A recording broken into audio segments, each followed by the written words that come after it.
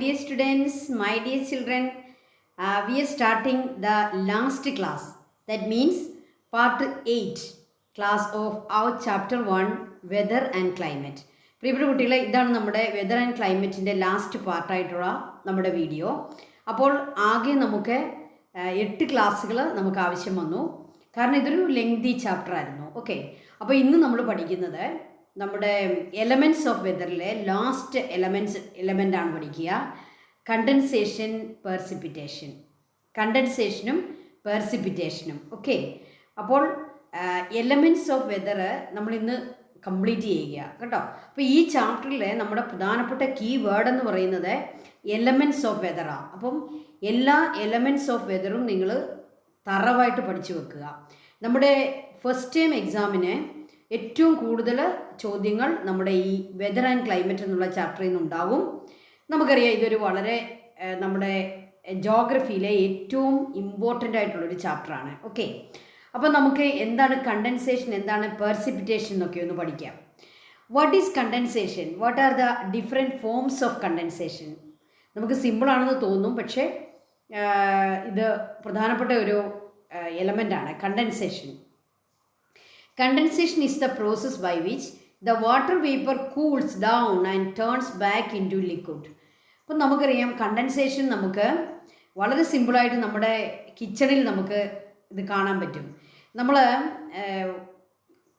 അല്ലേ, നമ്മുടെ ചോറുണ്ടാക്കുമ്പോൾ, കഞ്ഞി വെക്കുമ്പോൾ നമ്മൾ ആവി വരുന്നത് കണ്ടിട്ടുണ്ട് അല്ലേ? തിളയ്ക്കുമ്പോൾ ആവി വരും, കഞ്ഞിക്കലത്തിൽ നിന്നും ആവി വരും. അവിടെ നമ്മളൊരു തണുത്ത തട്ടം പിടിച്ചാൽ നമുക്കറിയാം ആ തട്ടത്തിൽ നിന്ന് വെള്ളം നമുക്ക് എടുക്കാനായിട്ട് പറ്റും. അപ്പോൾ അത് തന്നെയാണ് condensation. Condensation is the process by which the water vapour cools down and turns back in to liquid. Water vapour അല്ലെങ്കിൽ മോയ്സ്ചർ ഒരു കോൾഡായിട്ടുള്ള ഒരു സ്ഥലത്ത് അല്ലെങ്കിൽ കോൾഡായിട്ടുള്ള ഒരു അവസ്ഥയിൽ അത് ലിക്വിഡായിട്ട് മാറുന്നതിനാണ് കണ്ടൻസേഷൻ എന്ന് പറയുക. ലിക്വിഡായിട്ട് മാറുന്നു. Condensation is the process by which the water vapor cools down and turn backs into liquid. അപ്പോൾ ഇത് നമ്മുടെ അറ്റ്മോസ്ഫിയറിൽ സംഭവിക്കുന്നുണ്ട്. ഓക്കെ, ടൈം മാറുന്നതനുസരിച്ച്, അറ്റ്മോസ്ഫിയറിൻ്റെ ഹൈറ്റ് മാറുന്നതനുസരിച്ച് അവിടുത്തെ ടെമ്പറേച്ചർ മാറുകയും ടെമ്പറേച്ചർ ലോ ആകുമ്പോൾ ഈ വാട്ടർ വേപ്പർ കണ്ടൻസേഷൻ സംഭവിച്ച് ലിക്വിഡായിട്ട് മാറുന്നു, അതായത് വാട്ടറായിട്ട് മാറുന്നു. ഓക്കെ, വാട്ടർ ഡ്രോപ്സ് ആയിട്ട് മാറുന്നു. ഓക്കെ, അതിനെയാണ് കണ്ടൻസേഷൻ എന്ന് പറയുക. So condensation is the process by which the water vapour cools down turns back in to liquid. അത് ലിക്വിഡായിരുന്നു, അതുകൊണ്ടാണ് ടേൺസ് ബാക്ക് എന്ന് പറയുക. തിരിച്ചത് ലിക്വിഡായിട്ട് തന്നെ മാറുന്നു. അപ്പോൾ ലിക്വിഡായിരുന്ന വാട്ടർ വേപ്പറായി മാറുന്നു. ആ വേപ്പർ കൂളാകുമ്പോൾ വീണ്ടും ലിക്വിഡായിട്ട് മാറുന്നു. അതാണ് turns back in to liquid. Okay, the atmospheric moisture is visible only when the water vapor condenses to form tiny droplets of water. അപ്പോൾ ഈ അറ്റ്മോസ്ഫിയറിലെ മോയ്സ്ചറിനെ നമ്മുടെ ഐസിൽ അല്ലെങ്കിൽ നമ്മുടെ കണ്ണുകൾ കൊണ്ട് നമുക്ക് കാണാൻ സാധിക്കുന്നത് അത് തിരിച്ച് ലിക്വിഡായിട്ട് മാറുമ്പോഴാണ്, വാട്ടർ ഡ്രോപ്സ് ആയിട്ട് മാറുമ്പോഴാണ് അല്ലേ? വീണ്ടും നമുക്കത് വിസിബിൾ ആകുന്നു. അപ്പോൾ വിസിബിളായിരുന്ന വാട്ടർ ഇൻവിസിബിളായി മാറുന്നു എപ്പോൾ? അത് വേപ്പർ ആവുമ്പോൾ. എന്നാൽ വീണ്ടും അത് വിസിബിളായിട്ട് മാറുന്നു എപ്പോൾ? കണ്ടൻസേഷൻ സംഭവിച്ച് വാട്ടർ ഡ്രോപ്സ് ആയിട്ട് മാറുമ്പോൾ. ഓക്കെ, അപ്പോൾ ആദ്യം അത് വിസിബിളായിരുന്നു, പിന്നീട് അത് ഇൻവിസിബിൾ ആകുന്നു, വീണ്ടും അത് വിസിബിൾ ആകുന്നു.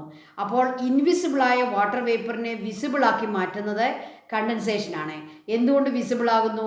കണ്ടൻസേഷനിലൂടെ അത് വാട്ടർ ഡ്രോപ്സ് ആയി മാറുന്നു, വാട്ടർ ഡ്രോപ്ലെറ്റ്സ് ആയിട്ട് മാറുന്നു. Okay, different forms of condensation.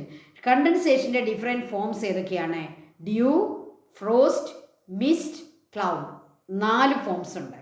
Due, frost, mist, cloud. Okay, നമുക്കതിൻ്റെ പിക്ചർ ഒന്ന് കാണാം. ഇവിടോട്ട് ശ്രദ്ധിക്കുക. ഇവിടെ നിങ്ങൾക്ക് കണ്ടൻസേഷൻ്റെ 4 ഫോംസ് കാണാൻ പറ്റും. കണ്ടോ? കണ്ടൻസേഷൻ്റെ 4 forms. First one due, second one mist, third one frost and last one cloud. Okay, due നമുക്ക് ടെക്സ്റ്റിലും ഈ പിക്ചർ കൊടുത്തിട്ടുണ്ട്. Due, mist, frost, cloud. നമുക്കിതിൻ്റെ ഓരോന്നിൻ്റെയും ഒരു ഷോർട്ട് നോട്ട് പഠിച്ചു വെക്കാം. ഡ്യൂ, ഇവിടെ കുറച്ചുകൂടി വിസിബിളായിട്ട് നിങ്ങൾക്ക് കാണാം. ഇവിടെ ഈ ലോവർ പോർഷനിൽ കാണുന്നതാണ് ഡ്യൂ, മുകളിൽ കാണുന്നതാണ് ഫ്രോസ്റ്റ്, റൈറ്റ് സൈഡിൽ കാണുന്നതാണ് മിസ്റ്റ്, ലെഫ്റ്റ് സൈഡിൽ കാണുന്നതാണ് cloud. Due, frost, mist, cloud. Okay, forms of condensation. ഇത് വന്നാൽ വളരെ സിമ്പിളാണ്, എഴുതിക്കോണേ. നമുക്കിതിൻ്റെ ഒരു നോട്ട് പഠിക്കാം, അല്ലെങ്കിൽ അതിൻ്റെ ഒരു ഷോർട്ട് നോട്ട് പഠിക്കാം. What is dew? During night the earth surface cools down. നിങ്ങൾക്ക് എല്ലാവർക്കും അറിയാവുന്നതാണ്. രാത്രിയാവുമ്പോൾ എർത്തിൻ്റെ സർഫസ് പെട്ടെന്ന് കൂളാവുന്നു. The atmosphere close to the earth surface also cools. നമ്മുടെ എർത്തിൻ്റെ സർഫസിനോട് ചേർന്ന് നിൽക്കുന്ന അറ്റ്മോസ്ഫിയറും അപ്പോൾ കൂളാവുന്നു. എർത്ത് കൂളാവുന്നു, അതോടുകൂടി എർത്തിനോട് ചേർന്ന് നിൽക്കുന്ന അറ്റ്മോസ്ഫിയറും കൂളാവുന്നു. അത് നാച്ചുറൽ അല്ലേ? ഓക്കെ, അത് രണ്ടും കൂളാവുന്നു. എപ്പോഴാണ്? At night. The water vapour condenses to form tiny droplets of water. അപ്പോൾ നമ്മുടെ അറ്റ്മോസ്ഫിയറിൽ ധാരാളം വാട്ടർ വേപ്പറുണ്ട്. ഈ വാട്ടർ വേപ്പർ അപ്പോൾ എന്ത് സംഭവിക്കുന്നു? കണ്ടൻസേഷൻ സംഭവിക്കുന്നു. കാരണം എന്താണ്? നമ്മുടെ അറ്റ്മോസ്ഫിയറും കൂളായി, സർഫസും കൂളായി. Okay, so tiny droplets of water which may cling into the grass tips, leaf blades as well as other cold surface. അപ്പോൾ എവിടെയൊക്കെ കോൾഡായിട്ടുള്ള സർഫസ് ഉണ്ടോ അത് ചിലപ്പോൾ നമ്മുടെ ലീഫിൻ്റെ തുമ്പായിരിക്കും അല്ലേ, ലീഫിൻ്റെയൊക്കെ അറ്റത്ത്. അതുപോലെ കോൾഡായിട്ടുള്ള ഓരോ വസ്തുക്കളിലും ഈ വാട്ടർ വേപ്പർ ഡ്രോപ്സായി മാറുന്നു. ഇത് നമുക്ക് നേരം വെളുത്ത് കഴിയുമ്പോൾ പുലർച്ചെ നമുക്കൊരു സൂര്യോദയം വരെ, അതായത് ഒരു 8 മണി വരെയൊക്കെ ഈ ഡ്രോപ്സ് നമുക്ക് ഈ പുല്ലിൻ്റെ നാമ്പുകളിലും അല്ലെങ്കിൽ കൂളായിട്ടുള്ള ചില സർഫസിലുമൊക്കെ അല്ലെങ്കിൽ ഇലകളിലുമൊക്കെ ഇങ്ങനെ നിൽക്കുന്നത് കാണാം. ഈ ഡ്രോപ്സ്, വാട്ടർ ഡ്രോപ്സ്, ഇതിനെയാണ് നമ്മൾ എന്ത് വിളിക്കുക? ഡ്യൂ അല്ലേ, ഡ്യൂ. ഓക്കെ, നല്ല തണുത്തിരിക്കും. പണ്ട് ഞങ്ങൾ ടീച്ചറൊക്കെ ചെറുതായിരുന്ന സമയത്ത് ഈ രാവിലെ എണീറ്റ് ഈ ഡ്രോപ്സ് ഇലയുടെയൊക്കെ തുമ്പിൽ നിന്ന് പുല്ലിൻ്റെയൊക്കെ നാമ്പിൽ നിന്ന് എടുത്ത് നമ്മൾ മുഖത്തൊക്കെ ഇങ്ങനെ വെക്കും അല്ലേ. അപ്പോൾ നമുക്ക് നല്ല ഒരു നല്ല ഫീൽ ഉണ്ടാവും. ഓക്കെ, അതാണ് ഡ്യൂ. നമ്മളിതിനെ തുഷാരമെന്ന് വിളിക്കും. മലയാളത്തിൽ തുഷാരമെന്ന് പറയും. ഇതെപ്പോഴാണ് സംഭവിക്കുക? ഡ്യൂറിങ് നൈറ്റാണ് സംഭവിക്കുക. നമുക്ക് നേരം വെളുത്ത് സൂര്യൻ ഉദിക്കുന്നത് വരെ ഇതൊക്കെ കാണാനായിട്ട് പറ്റും. സൂര്യൻ ഉദിച്ചു കഴിയുമ്പോൾ എന്ത് സംഭവിക്കും?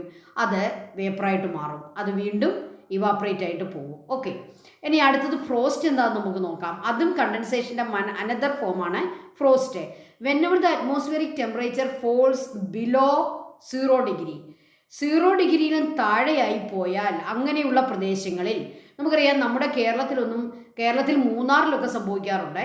പക്ഷേ അല്ലാത്ത സമയത്തൊക്കെ നമുക്ക് എന്താണ് 0 ഡിഗ്രിയിലും താഴേക്ക് നമ്മുടെ അറ്റ്മോസ്ഫിയറിക് ടെമ്പറേച്ചർ ഡൗൺ ആകുന്നില്ല. നമ്മുടെ അറ്റ്മോസ്ഫിയറിക് ടെമ്പറേച്ചറിൻ്റെ ഒരു ഏറ്റവും മിനിമം ടെമ്പറേച്ചർ എന്ന് പറയുന്നത് ഒരു 20 ഡിഗ്രി 18 ഡിഗ്രി വരെയൊക്കെ വരുള്ളൂ. എന്നാൽ 0 ഡിഗ്രിയിലേക്ക് ഈ അറ്റ്മോസ്ഫിയറിക് ടെമ്പറേച്ചർ ഡൗൺ ആയാൽ എന്ത് സംഭവിക്കും? ഈ ടൈനി ഡ്രോപ്സ് ഓഫ് വാട്ടർ എന്തായി മാറും? ക്രിസ്റ്റലായി മാറും. Okay, when the atmospheric temperature falls below 0 degree Celsius, what happen? Especially during night, tiny crystals of ice are formed instead of dew. അപ്പോൾ ഡ്യൂ ആയിട്ട് water drops കാണുന്നതിന് പകരം അത് ക്രിസ്റ്റലായിട്ട് മാറും.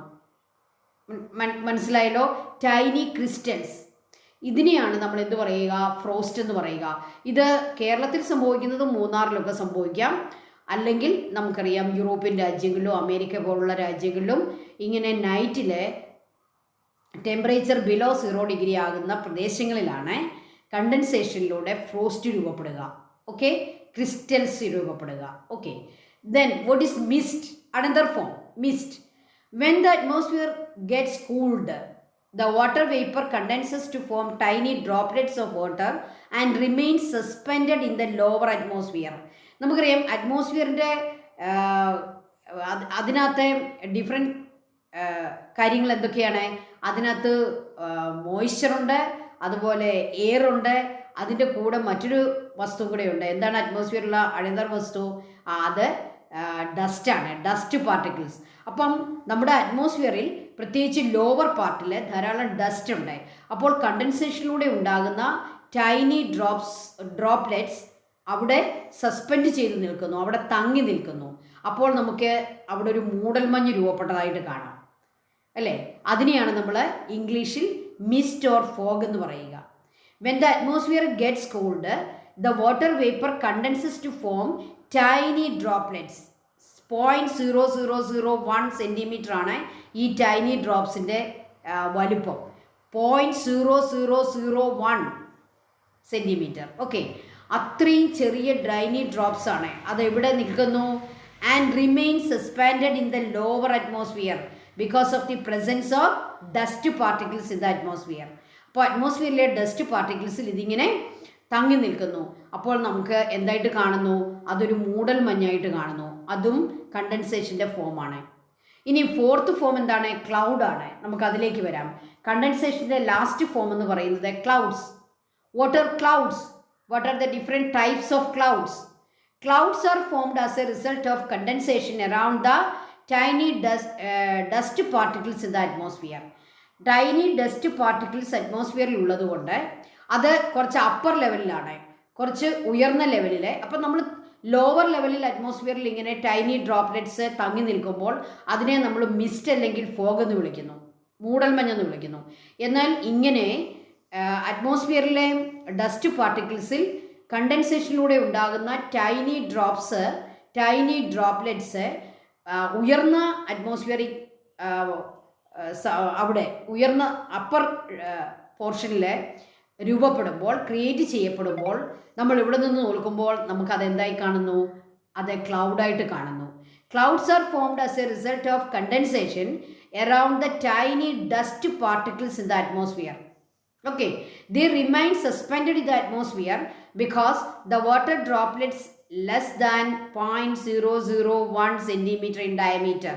അപ്പോൾ ഈ ടൈനി ഡ്രോപ്സ് എന്തുകൊണ്ട് അവിടെ സസ്പെൻഡ് ചെയ്ത് നിൽക്കുന്നു? Because they have the size of 0.001 centimeter in diameter. They are very, very, very tiny. So they can suspended in the atmosphere because of the presence of dust particles in the atmosphere. Okay, so this is called cloud. അപ്പോൾ താഴ്ന്ന വിധാനത്തിൽ കാണുകയാണെങ്കിൽ mist എന്ന് വിളിക്കുന്നു. അത് higher പോർഷനിലാണ് കാണുന്നതെങ്കിൽ അതിനെ നമ്മൾ cloud എന്ന് വിളിക്കുന്നു. ഓക്കെ, രണ്ടും ഏകദേശം ഒരേ രീതിയിലാണ് ഫോം ചെയ്യപ്പെടുക. കണ്ടൻസേഷൻ്റെ ഒരു ഫോമാണ് ക്ലൗഡ്. ഇനി ഡിഫറെൻറ്റ് ടൈപ്സ് ഓഫ് ക്ലൗഡ്സ്. ക്ലൗഡ്സിനെ അതിൻ്റെ കളർ ഉപയോഗിച്ച്, അതിൻ്റെ ഷേപ്പ് ഉപയോഗിച്ച് നമുക്ക് പല ടൈപ്പായിട്ട് ഡിഫറൻഷ്യേറ്റ് ചെയ്യാം. First one cirrus clouds, second one nimbus clouds, and third one cumulus clouds, and last one Stratus clouds. Cirrus clouds, nimbus clouds, cumulus clouds, and Stratus clouds. Okay, cirrus, nimbus, cumulus, Stratus. ഇനി നമുക്ക് ഈ ക്ലൗഡ്സിൻ്റെ ഒരു picture കാണാം. Types of clouds. Cirrus clouds, they are feather like clouds, white in colour. അപ്പോൾ feather രീതിയിൽ കാണപ്പെടുന്ന clouds ആണ്. അതായത് തൂവല് പോലെ ഇരിക്കും, തൂവല് പോലെ വളരെ തിന്നായിരിക്കും, തൂവല് പോലെ ഇരിക്കും, വൈറ്റ് കളറായിരിക്കും. അതാണ് സിറസ് ക്ലൗഡ്സ്. ഇനി കുമുലസ് ക്ലൗഡ്സ് കണ്ടോ? പഞ്ഞിക്കെട്ട് പോലെ കുമുലസ് ക്ലൗഡ്സ്, വൈറ്റ് കളറായിരിക്കും, പക്ഷേ ഇങ്ങനെ കൂമ്പാരം പോലെ കാണപ്പെടും, കൂമ്പാരം പോലെ കാണപ്പെടും. ഓക്കെ, അതാണ് കുമുലസ് ക്ലൗഡ്സ്, വൈറ്റ് കളറായിരിക്കും. നിംബസ് ക്ലൗഡിലേക്ക് വന്നേ. നിംബസ് ക്ലൗഡ് ഡാർക്ക് കളറായിരിക്കും, ഡാർക്ക് കളർ. റെയിൻ ക്ലൗഡ്സ് ആണ് നിംബസ് ക്ലൗഡ്സ് അല്ലേ? നമ്മുടെ ഈ ജൂൺ, ജൂലൈ, ഓഗസ്റ്റ് ആ മാസങ്ങളിലൊക്കെ കേരളത്തിൽ നമ്മൾ ഏറ്റവും കൂടുതൽ കാണുന്നത് നിംബസ് ക്ലൗഡ്സ് ആണ്, rain clouds. Okay, dark colour, dark colour, ഇങ്ങനെ കൂമ്പാരം പോലെ ഇരിക്കും. Okay, then Stratus clouds. Stratus clouds പാളികൾ പോലെ ഇരിക്കും, white in colour, white colour. Okay, another picture കൂടി ഞാൻ തന്നിട്ടുണ്ട് നിങ്ങൾക്ക് കുറച്ചുകൂടി മനസ്സിലാകാൻ. ഇവിടെ നിങ്ങൾ സ്ട്രാറ്റോ കുമുലസ്, കുമുലോ നിംബസ് എന്നൊക്കെ കാണുന്നത് എന്താണെന്നോ? മിക്കവാറും ഇങ്ങനെ സെപ്പറേറ്റ് എല്ലാ ഫീച്ചേഴ്സും ഉള്ള ക്ലൗഡ്സിനേക്കാൾ കൂടുതൽ രണ്ട് ഫീച്ചേഴ്സ് ചേർന്നിരിക്കുന്ന ക്ലൗഡ്സാണ് നമ്മൾ കാണുക. കുമുലസ് ആകൃതിയിലും നിംബസ് ആകൃതിയിലൂടെ കുമുലോ ലിംബസ്, അതായത് കൂമ്പാരം പോലെ എന്നാൽ കറുത്തും കാണപ്പെടും. അപ്പോൾ അത് ഈ കുമുലസ് ക്ലൗഡും നിംബസ് ക്ലൗഡും കൂടി ചേർന്ന് കാണപ്പെടുന്നതാണ്. അങ്ങനെ ഒരുമിച്ച് കാണപ്പെടുമ്പോൾ നമ്മൾ അതിനെ എന്ത് വിളിക്കും? അതിനെ കുമുലോ ലിംബസ് ക്ലൗഡ് എന്ന് വിളിക്കും. അതുപോലെ സ്ട്രാറ്റസ് ക്ലൗഡും നിംബസ് ക്ലൗഡും കൂടി, അല്ലെങ്കിൽ സ്ട്രാറ്റസ് ക്ലൗഡും കുമുലസ് ക്ലൗഡും കൂടി ഒരുമിച്ച് കാണപ്പെടുമ്പോൾ നമ്മൾ അതിനെ ജോയിൻ ചെയ്ത് എങ്ങനെ വിളിക്കാം? സ്ട്രാറ്റോ കുമുലസ് എന്നും വിളിക്കാം. സ്ട്രാറ്റോ cumulus, cumulus nimbus, കുമുലോ limbs. Okay, അപ്പോൾ ചേർന്നും കാണപ്പെടാറുണ്ട്. ഓക്കെ, അപ്പോൾ അതിൻ്റെ എല്ലാ ഫീച്ചേഴ്സോടെ കാണപ്പെടുമ്പോൾ അതിനെ cirrus clouds, cumulus clouds, nimbus clouds, stratus clouds എന്ന് വിളിക്കുന്നു. Okay, next short notes. Cirrus clouds thin delicate feather like clouds. ആ ഫെദർ എന്നുള്ളത് നിങ്ങളൊന്ന് അണ്ടർലൈൻ ചെയ്ത് സൂക്ഷിക്കുക. ഡെലിക്കേറ്റ് ആണ്, തിന്നാണ്. Thin delicate feather like clouds formed very high altitudes are called cirrus clouds. They are white in color. Very high altitude. ഇത് നമ്മൾ കാണുന്നത് വളരെ ഉയർന്ന ആൾട്ടിറ്റ്യൂഡിലാണ് കാണപ്പെടുക. അറ്റ്മോസ്ഫിയറിൻ്റെ ഉയർന്ന വിധാനത്തിലാണ് കാണപ്പെടുക. ഇങ്ങനെ പറന്ന് പറന്ന് പോകുന്ന നമുക്ക് കാണാം. വിൻഡിൽ അതിങ്ങനെ നീങ്ങി നീങ്ങി പോകുന്ന നമുക്ക് കാണാം. നിങ്ങളിനി നമ്മുടെ സ്കൈ ഒക്കെ ഒന്ന് വാച്ച് ചെയ്യുക. അപ്പോൾ നിങ്ങൾക്ക് ഈ സിറസ് ക്ലൗഡ്സ് കാണാൻ പറ്റും. Then Stratus clouds, thick layered clouds. Thick layered clouds usually formed in the lower atmosphere are called lower atmosphere, white in color, thick layer. Layer ആയിട്ടാണ് കാണപ്പെടുക. ലെയർ ആയിട്ട് കാണപ്പെടുന്നു. കുറച്ച് തിക്കായിരിക്കും. Thick layers. Okay, then cumulus clouds. അതിൻ്റെ features എന്തൊക്കെയാണ്? Cotton wool പോലെ ബണ്ടിലായിട്ടിരിക്കും, അല്ലേ? പഞ്ഞിക്കെട്ട് പോലിരിക്കും. Cotton wool like clouds formed as a result of intense convection currents. അപ്പോൾ കൺവെൻഷൻ കറൻസ് കൊണ്ട് നമുക്കറിയാം, കണ്ടൻഷൻ അങ്ങനെ ഉള്ളത് നമ്മൾ പഠിച്ചിട്ടുണ്ട്. ഞാനത് എക്സ്പ്ലെയിൻ ചെയ്യുന്നില്ല. അപ്പോൾ ഇൻറ്റൻസ് കൺവെൻഷൻ കറൻറ്റ് കൊണ്ട് പഞ്ഞിക്കെട്ട് പോലെ, കോട്ടൺ ബണ്ടിൽ പോലെ, കോട്ടൺ വൂൾ പോലെ കാണപ്പെടുന്ന വൈറ്റ് ക്ലൗഡ്സ് ആണ് cumulus clouds. Okay, then nimbus clouds, dark rain bearing clouds. Dark clouds, അത് റെയിൻ ബെയറിംഗ് ക്ലൗഡ്സ്, മോയ്സ്ചർ ധാരാളമുള്ള, വാട്ടർ ഡ്രോപ്സ് ഉള്ള ക്ലൗഡ്സ് ആണ് ഈ നിംബസ് ക്ലൗഡ്സ്. അതെന്തുകൊണ്ടാണ് ഡാർക്കായിട്ട് കാണപ്പെടുന്നത്? അത് നമ്മുടെ സൺലൈറ്റിനെ അതിലൂടെ കടത്തിവിടുന്നില്ല. സൺലൈറ്റിനെ അത് തടഞ്ഞു നിർത്തുന്നു. So they are seen in dark colour. Okay, അപ്പോൾ വെള്ളത്തുള്ളികളാണ് അതിനകത്തുള്ളതെങ്കിലും അത് ഡാർക്കിൽ കാണപ്പെടുന്നത് സൺലൈറ്റ് അതിലൂടെ പാസ് ചെയ്യുന്നില്ല, അതിനെ അത് തടഞ്ഞു നിർത്തുന്നു. സോ ഡാർക്ക് കളറിൽ കാണപ്പെടുന്നു. അതാണ് നിംബസ് ക്ലൗഡ്സ്. അത് ലോവർ പോർഷനിലാണ് കാണപ്പെടുക. Okay okay these are the different types of clouds. Then what is precipitation? ഇനി നമുക്ക് കണ്ടൻസേഷൻ കഴിഞ്ഞാൽ നമുക്ക് നെക്സ്റ്റിലേക്ക് പോകാം.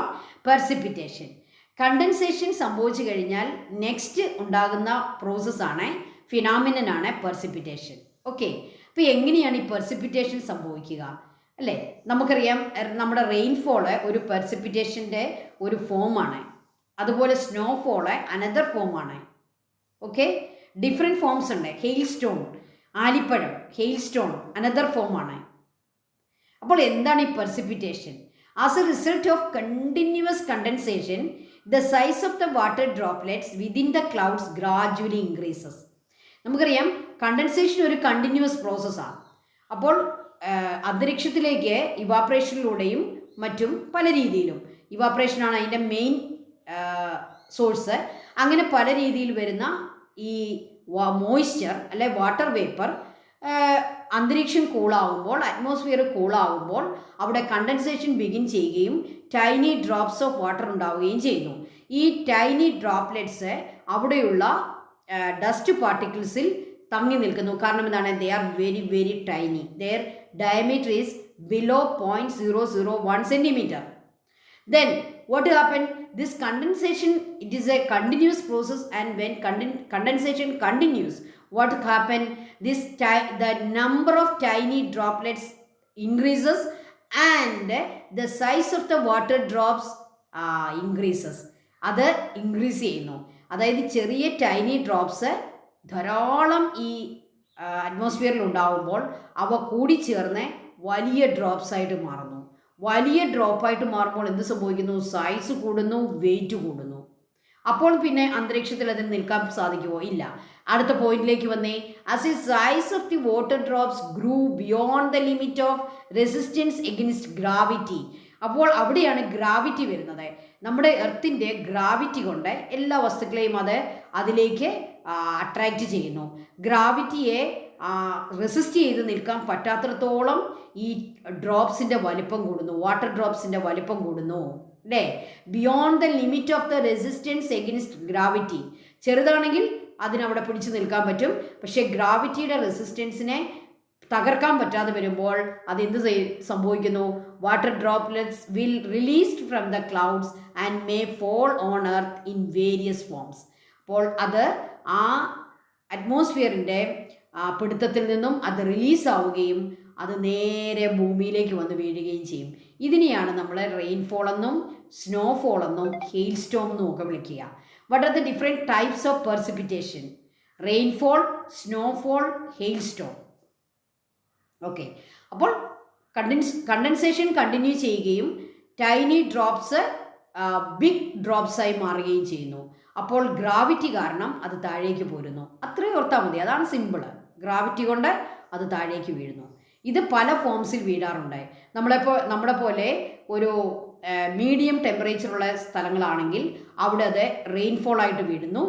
എന്നാൽ 0 ഡിഗ്രിയിലും താഴെ ടെമ്പറേച്ചറുള്ള കോൾഡ് കൺട്രീസിൽ അത് സ്നോഫോൾ ആയിട്ട് വീഴുന്നു. ഇനിയും ചില പ്രത്യേക സീസണിൽ ചില അറ്റ്മോസ്ഫിയറിൻ്റെ കണ്ടീഷൻസിൽ അത് റെയിൻഫോളും സ്നോഫോളുമായിട്ട് ഒന്നിച്ച് വീഴുമ്പോഴാണ് നമ്മളതിനെ എന്ത് വിളിക്കുക? ഹെയിൽ സ്റ്റോൺ എന്ന് വിളിക്കുക. കുറച്ച് മഴവെള്ളവും കാണും, കുറച്ച് മഞ്ഞുകട്ടകളും കാണും. അതിനെ നമ്മൾ എന്ത് വിളിക്കുന്നു? ഹെയിൽ സ്റ്റോൺ എന്ന് വിളിക്കുന്നു. ഇതെല്ലാം പെർസിപ്പിറ്റേഷൻ്റെ ഡിഫറെൻറ്റ് ഫോംസ് ആണ്. നമുക്ക് പിക്ചർ കാണാം. കണ്ടോ, ഇതാണ് സ്നോഫോൾ. ഇത് കാനഡ, അമേരിക്ക, യൂറോപ്യൻ നേഷൻസ് അല്ലേ, അങ്ങനെയുള്ള രാജ്യങ്ങളിലൊക്കെ കാണുന്ന ഐസ്ലാൻഡ്, നമ്മുടെ നോർത്ത് പോൾ, സൗത്ത് പോൾ, ഇവിടെയൊക്കെയാണ് സ്നോഫോൾ ഉണ്ടാവുക. നമ്മുടെ നാട്ടിലാണെങ്കിൽ ഈ സെക്കൻഡ് പിക്ചർ പോലെ റെയിൻഫോൾ ആയിരിക്കും ഉണ്ടാവുക. ഓക്കെ. നെക്സ്റ്റ് ഇതാണ് നമ്മുടെ ഹെയിൽ സ്റ്റോൺ. ഉണ്ടോ, ചെറിയ വലിയ കഷ്ണങ്ങളും ആകാം, അത് തീരെ സ്മോൾ ക്രിസ്റ്റൽസും ആകാം. ഇങ്ങനെ രണ്ട് രീതിയിലും സംഭവിക്കാറുണ്ട് hailstone. Different types of rainfall. Orographic. Okay, നമുക്കിവിടെ ഒരു ഫോംസ് ഓഫ് പെർസിപ്പിറ്റേഷൻ മാത്രം നമുക്ക് ഡീറ്റെയിൽഡായിട്ട് പഠിച്ചാൽ മതി. അതാണ് ഡിഫറെൻറ്റ് ടൈപ്സ് ഓഫ് റെയിൻഫോൾ മാത്രം നമുക്ക് ഡീറ്റെയിൽഡായിട്ട് പഠിക്കാം. Orographic rainfall, conventional rainfall, cyclonic rainfall. Okay. Rainfall തന്നെ 3 ടൈപ്പ് ഉണ്ട്. Orographic rainfall, conventional rainfall and cyclonic rainfall.